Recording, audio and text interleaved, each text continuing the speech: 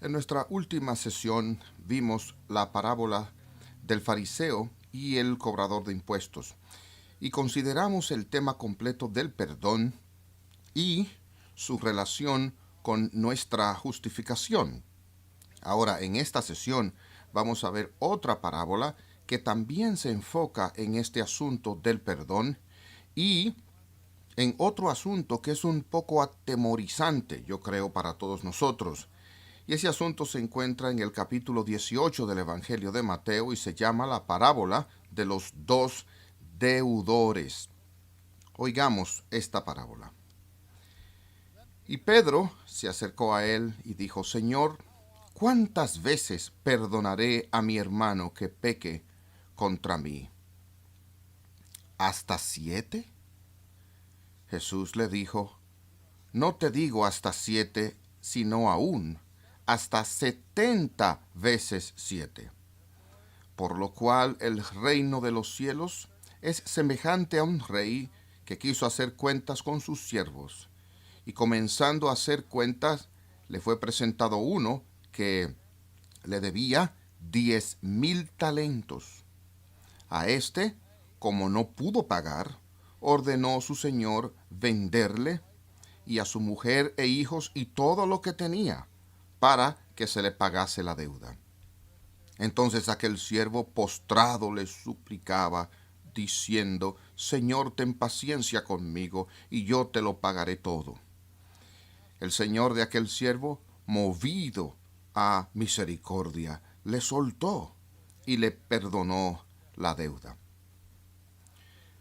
Pero saliendo aquel siervo halló a uno de sus consiervos que le debía 100 denarios, y haciendo de él, le ahogaba diciendo: Págame lo que me debes. Entonces su consiervo, postrándose a sus pies, le rogaba diciendo: Ten paciencia conmigo, y yo te lo pagaré todo. Mas él no quiso, sino fue y le echó en la cárcel hasta que pagase la deuda. Viendo sus consiervos lo que pasaba, se entristecieron mucho y fueron y refirieron a su señor todo lo que había pasado. Entonces, llamándole su señor, le dijo: Siervo malvado, toda aquella deuda te perdoné porque me rogaste. ¿No deberías tú también tener misericordia de tu consiervo como yo tuve misericordia de ti? Entonces su señor, enojado, le entregó a los verdugos hasta que pagase todo lo que le debía. Así también mi Padre Celestial hará con vosotros si no perdonáis de todo corazón cada uno a su hermano sus ofensas. Ahora es importante para nosotros entender el contexto en el cual Mateo nos ofrece esta parábola. Usted puede haber notado ya que esto es parte del capítulo 18 del Evangelio según Mateo, el cual nos da las instrucciones clásicas para la disciplina en la iglesia. Permítame volver atrás un poco y revisar algo de esto, donde leímos en el capítulo 18, versículo 15: Por tanto, si tu hermano peca contra ti, ve y repréndele estando tú y él solos. Si te oyere, has ganado a tu hermano. Mas si no te oyere, toma aún contigo a uno o dos, para que en boca de 2 o 3 testigos conste toda palabra. Si no los oyere a ellos, dilo a la iglesia. Y si no oyere a la iglesia, tenle por gentil y publicano. De cierto os digo que todo lo que atéis en la tierra será atado en el cielo, y todo lo que desatéis en la tierra será desatado en el cielo. Otra vez os digo, que si 2 de vosotros se pusieren de acuerdo en la tierra acerca de cualquiera cosa que pidieren, les será hecho por mi Padre que está en los cielos, porque donde están 2 o 3 congregados en mi nombre, allí estoy yo en medio de ellos. Este último versículo, por supuesto, es uno de los más erróneamente usados en toda la Biblia, porque cada vez que nos reunimos para un estudio bíblico, un servicio en la iglesia, apelamos a este versículo. Si 2 o 3 están reunidos en mi nombre, Él está en medio de nosotros. Eso es verdad, por supuesto. Pero el contexto en el cual esta promesa es dada es el contexto de la disciplina de la iglesia, y una de las cosas más difíciles que siempre ocurren en la iglesia es confrontar a una persona en la congregación que rehúse arrepentirse de su pecado. Esto comienza con decir: si su hermano peca, ve y repréndele en privado, háblale de esto. Si la persona se arrepiente, has ganado a tu hermano. Si él rehusó arrepentirse, entonces ve con uno o dos testigos. Y si ellos todavía, o si rehúsa él todavía arrepentirse, entonces ve y lleva el procedimiento a la iglesia. Y si aún no se arrepiente, entonces va a ser para ti como pagano. Eso es la receta para la excomunión. Hay solo un pecado por el cual nadie jamás es comulgado en el cuerpo de Cristo, y ese pecado es la penitencia por el pecado que te trajo a la disciplina originalmente. Hay una multitud de pecados que podrían causar que la iglesia se involucrara buscando su arrepentimiento, pero únicamente si tú persistes en impenitencia puede eso guiar realmente a ser cortado del cuerpo de Cristo. Así que yo menciono que este es el contexto en el cual Pedro basa el tema, de modo que si alguien peca contra Pedro y él va y busca a esa persona y la persona se arrepiente y Pedro lo perdona, entonces Pedro hace su pregunta: ¿cuántas veces perdonaré a mi hermano que peque contra mí? ¿Hasta 7? Y Jesús le dijo: no te digo hasta 7, sino aún hasta 70 veces 7. Tantas veces como se necesite. En otras palabras, cuando yo perdono a alguien que ha pecado contra mí, ¿qué significa perdonarlo? Si yo digo te perdono, este es un pronunciamiento de peso. Cuando Dios te perdona, Él no mantiene ese pecado contra ti jamás. Y si tú pecas de nuevo contra Él te perdona otra vez. Él no dice van 2, porque el primero ha sido ya borrado. Y eso no es lo que nosotros hacemos. Alguien peca contra nosotros, pide nuestro perdón, nosotros se lo damos. Ellos lo hacen otra vez, nosotros decimos van 2. Lo que demuestra que no lo perdonamos la primera vez. Porque si nosotros realmente le garantizamos el perdón, le estamos diciendo nunca más recordaré esto contra ti. Pero Pedro está preguntando. Él tiene una libreta de notas y quiere saber cuántas veces tengo que pasar por este proceso. ¿7? Jesús le dice 70 veces 7, Pedro. Y para ilustrar ese punto, él entonces da la parábola. Y él dice: por tanto, el reino de los cielos es semejante a un rey que quiso arreglar cuentas con sus siervos. Y comenzando a hacer cuentas, le fue presentado uno que le debía 10,000 talentos. Quiero que primero ustedes noten la magnitud del peso de esta deuda. La mayor unidad monetaria entre la gente de esos días era el talento. Era una suma extraordinaria de dinero. Aún un simple talento. En todo el reino de Herodes, su ingreso era de 900 talentos. 900 talentos. Así, este siervo le debía al rey más de 10 veces el ingreso anual del rey Herodes por los impuestos. Era increíblemente millones y millones de dólares al cambio de hoy. Era una suma de dinero tal que ningún siervo de ningún rey en el mundo antiguo sería capaz de pagar. Ahora hay una lección ahí, justo en esto, según Jesús nos compara con un deudor como ese, diciendo que somos deudores que no podemos pagar su deuda de ninguna manera. Yo estoy en deuda con Dios cada vez que violo su ley. Me vuelvo un deudor. Y mi deuda con Él es virtualmente infinita. Y por eso es tan tonto pensar que puedes andar tu camino al cielo, porque tú debes ser perfecto. Y si pecas siquiera una vez, No hay nada que puedas hacer para reparar ese pecado porque ya se te pidió ser perfecto.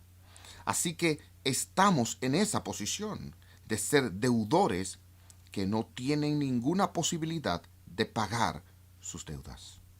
Ahora, este hombre, como el publicano en la última parábola, no tiene nada que dar a cambio. No tiene fiador, no tiene dinero, ni sitio con esa deuda. Lo único que puede hacer es rogar, suplicar, esperar con toda esperanza que el rey le concediera una prórroga, más tiempo, que fuera tan paciente como para darle una segunda oportunidad, para poder saldar esa cuenta que él le debe al rey. Pero, ¿qué tontería es esa? Porque aun si el rey tuviera infinita paciencia, la infinidad no sería suficientemente larga para este hombre pagar su deuda. Él era un deudor que no tenía posibilidad de pagar, y él ni siquiera sabía la magnitud de su deuda. Pero él sabía bastante como para saber que realmente su única esperanza estaría en la compasión del rey. Y eso fue lo que el rey hizo. Él dijo, como él no era capaz de pagar, primero el rey ordenó que fuera vendido. Voy a venderte a ti, voy a vender tu esposa, voy a vender tus hijos, y vamos a subastar cada una de tus posesiones, de modo que puedas empezar a pagar tu deuda.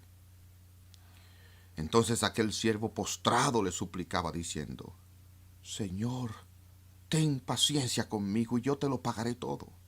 Y el señor de aquel siervo tuvo misericordia. Y su compasión era tan profunda, su piedad era tan grande, que lo liberó de la obligación completamente. No le perdonó 5,000 talentos, 8,000 talentos, ni 9,000 talentos. Él le perdonó cada centavo que le debía. ¿Pueden imaginarse cómo se sentía ese siervo cuando se alejó de la presencia del rey ese día? El peso de la carga que se quitó de su espalda. Soy libre, 10,000 talentos y no debo ni un centavo. ¡Qué buen rey! ¡Cuán grande es su compasión! Su piedad es incalculable.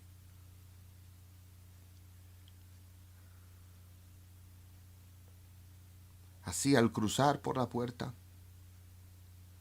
él vio a otro de los siervos que le debía 100 denarios. Una miseria.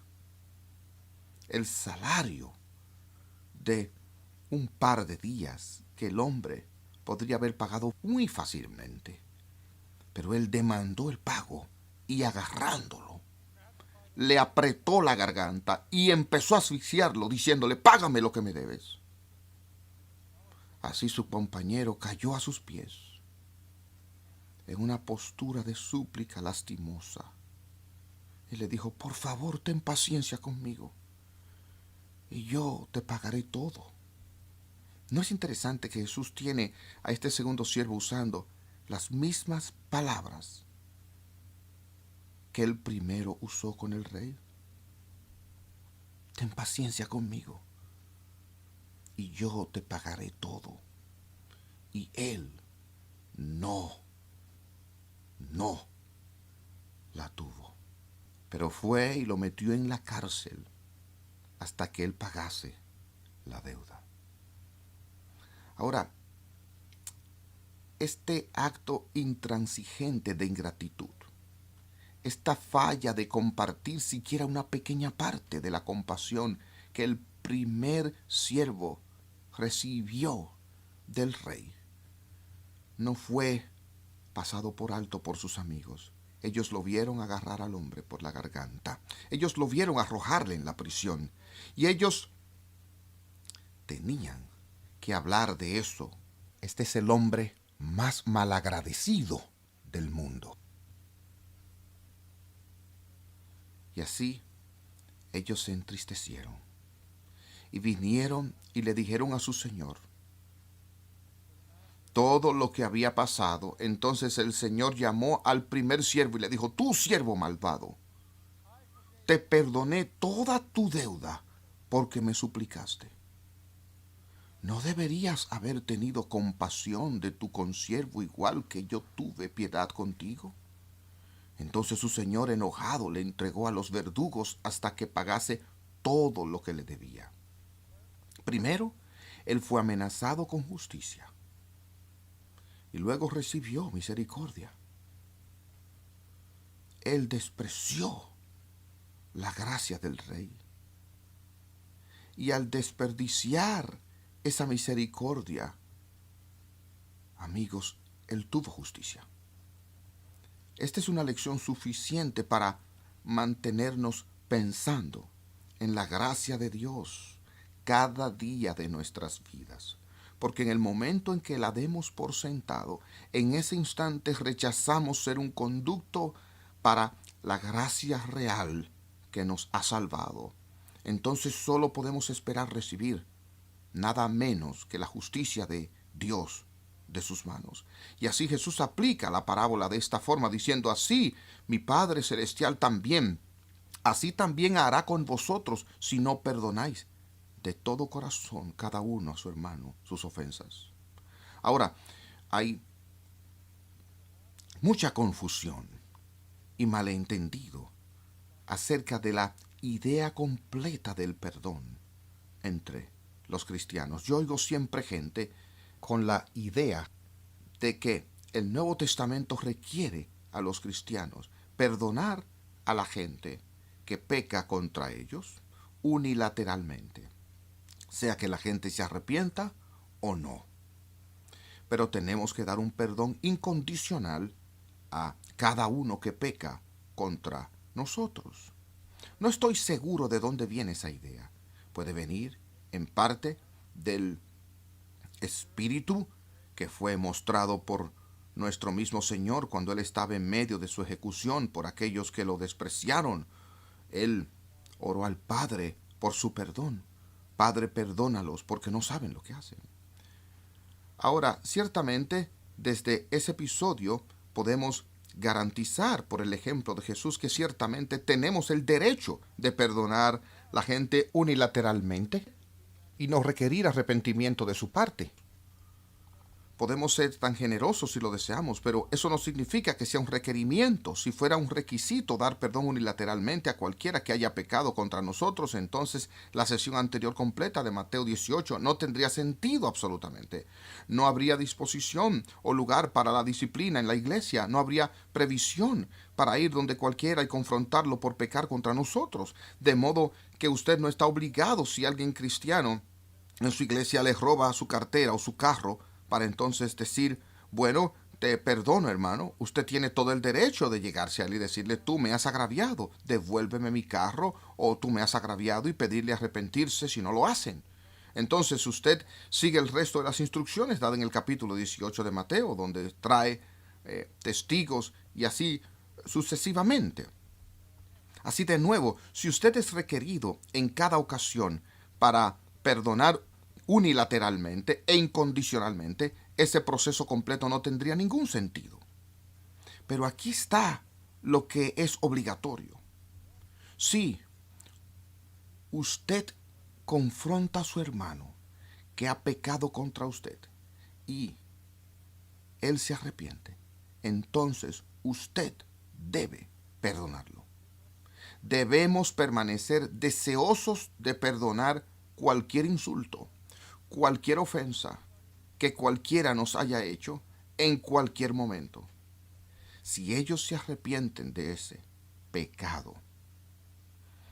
Yo experimenté un problema cuando estaba en el seminario y era estudiante y pastor en una iglesia, y ofendí a una dama en la congregación. Ella estaba muy enojada y me acerqué a ella y llorando me disculpé, le pedí perdón. Ella no me perdonó.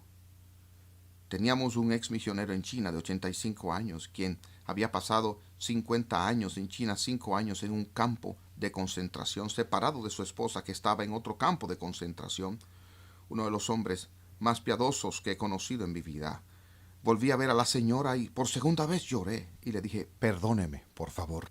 Ella no me perdonó, de modo que fui a ver al hombre que era el moderador en la iglesia, el misionero retirado de 85 años, y le dije lo que sucedió. Y él dijo, bueno, cometiste 2 errores. La ofendiste en primer lugar y no deberías haber hecho eso. Tu segundo error fue pedir perdón 2 veces.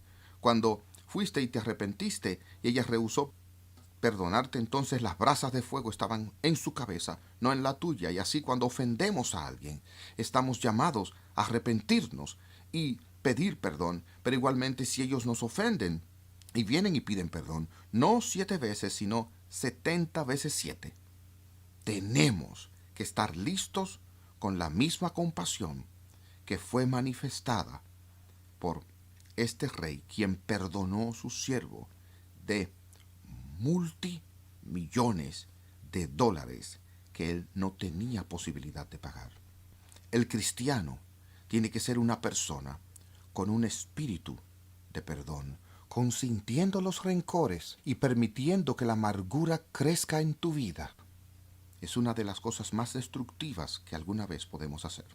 Y la aplicación que Jesús nos da viene directamente del Padre nuestro. Y perdónanos nuestras deudas, como también nosotros perdonamos a nuestros deudores. Esta es una oración que da terror para orar. Si no estamos ansiosos de perdonar a aquellos que han pecado contra nosotros, no deberíamos esperar nunca que Dios nos perdone cuando pequemos contra Él. Pero como el perdón está en el mismo corazón de la fe cristiana, nosotros, entre todas las personas, deberíamos ser conocidos como la gente que perdona.